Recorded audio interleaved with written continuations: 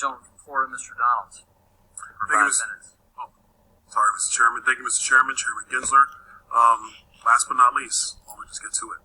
The Commission has been extremely active on the rulemaking front during your tenure at the agency's helm. Dozens of rules proposed and issued, many overlapping in scope and topic.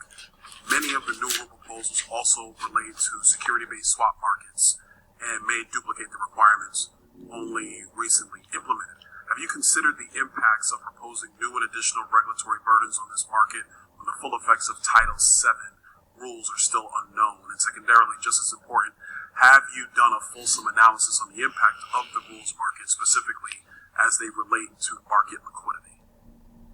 With regard to securities-based swap market, we have, I think it's 3 different rule proposals, and each of them we have done full economic analyses, which is put out to the public comment, and that's related to the swap execution facilities in the swaps markets, relates to large trader reporting as a separate rule proposal, and thirdly, we've made a proposal around anti-manipulation in the markets. A number of these are actually required by Congress. The first, the swap execution facilities, for sure.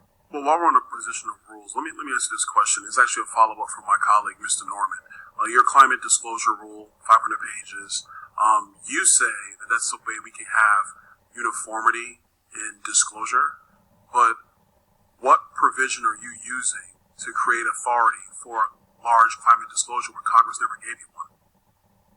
Congress did give us authority around disclosures in both of our first acts, 1933 Act and 1934 Act. Chairman Gensler, can you honestly sit there and tell me that in 1933 and 1934 Congress actually anticipated climate disclosure rules? They didn't anticipate many things. It was 90 years ago, but what they did anticipate is that companies needed to be truthful in their disclosures and truthful in their around their financial practices, around assets, liabilities, earnings per share, return on equity, and I can go on and on. But potential climate risks, Congress never anticipated that. Never. No, it's broader than that, sir, because it's also companies today are already making significant disclosures about climate risk. But if they do that of their own volition, that doesn't give you the authority to make everybody do it. Just because some are doing it doesn't mean you have to make sure everybody does it. We, with all respect, Chairman Glenn, do you disclose how many blue shirts you own? Should we be able to pass a law that makes everybody disclose how many blue shirts they own? Companies that are in the business of raising money from the public are supposed to... Chairman Gensler, every publicly traded company raises money. Every one of them does it. That's why they're in the public markets. Right. But that doesn't mean that you get to arbitrarily create some rule out of thin air that we never granted you to then make them regulate on climate emissions. We never did that. They are already making disclosures, and it's bringing... Yeah, but you don't have the authority to make it uniform because we never gave you the authority. You are making a determination and a definition without congressional authority. Yes or no?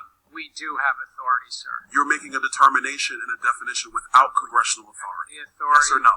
It's the same authorities that yes or no? With all respect, sir, it's the same authorities that we used when we said you had to disclose material risk, but you have to disclose management discussion and analysis. But material risk and management discussion goes to the actual operations of the business itself. What you're talking about is something dealing with the outside aspects associated with the business. I'm going to reclaim my time and move on to something else. You said earlier in another line of questioning that the players in the digital asset space don't have a choice, that they have to comply with the rules. But once again, Congress has never given you a framework for regulating digital assets. Where are you pulling that one from? With all respect, sir, we disagree on this. Oh, I can see we disagree a lot, Chairman, because we're not giving you authority. You're just taking it. I think that's part of the issue right now. With all respect, Congress painted with a broad brush when they set up the SEC, and I quote Thurgood Marshall, which is one of the greatest... Congress painted with a broad brush in 1933 and 1934, not in 2023. We've not touched that. It's a new industry. One last quick question, because I'm concerned about your agency. You have some of the highest turnover amongst the agencies. Do you think you have the manpower to actually regulate digital assets, considering all the other rulemaking you're engaged in? We actually have 6 to 7% turnover, which is consistent with the other federal financial. I would disagree. OPM would say otherwise, Chairman Gensler. Hey, real quick, last question. I think it might have came up. You were Hillary Clinton's CFO in the campaign, right? It's part of my history. Were you? Yes or no? In 2016. Did you facilitate the payment for the Steele dossier since you were CFO of the Hillary Clinton campaign? Sir. Yes or no? Sir. Yes or no? That was not. You're under oath, Chairman Gensler. Yes or no? I know. It was not something I was aware of. I yield back the rest of my time. Thank you, Chairman.